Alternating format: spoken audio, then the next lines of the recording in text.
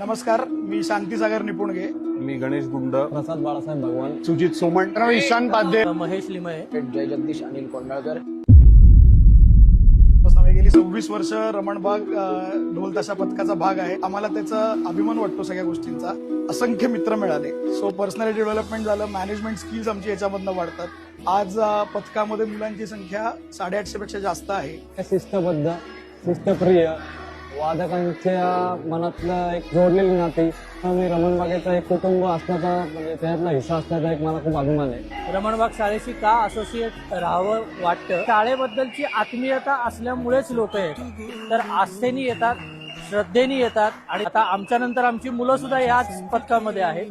आठवण म्हणावी तर मी 1997 साली एकाच गटाने 8 मिरवणुका केलेल्या आहेत. त्या वाजवल्यानंतर आमची सगळ्यांची जी काय अवस्था होती ती खूप बघण्यासारखी होती त्यावेळेस. आत्ता सांगताना हसायला येते किंवा तुम्हाला ऐकताना मजा वाटेल कदाचित.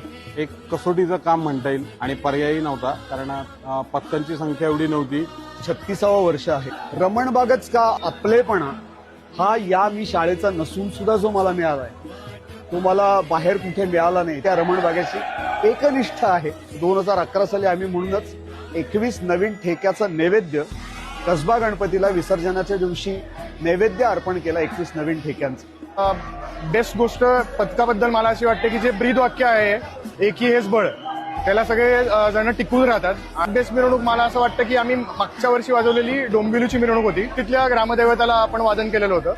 सो ती मिरवणूक, त्याचा उत्साह, तिकडचं ओव्हरऑल पब्लिक आणि त्यांची मिळालेली दाद ही आउटस्टँडिंग होती. आणि एक वैशिष्ट्य सांगायचं झालं म्हटलं तर या जिन्याच्या खाली आल्यानंतर सगळं इगो वगैरे सगळं विसरून जायचा आणि इथं सर्वांना सगळी समान वागणूक दिलेली असते.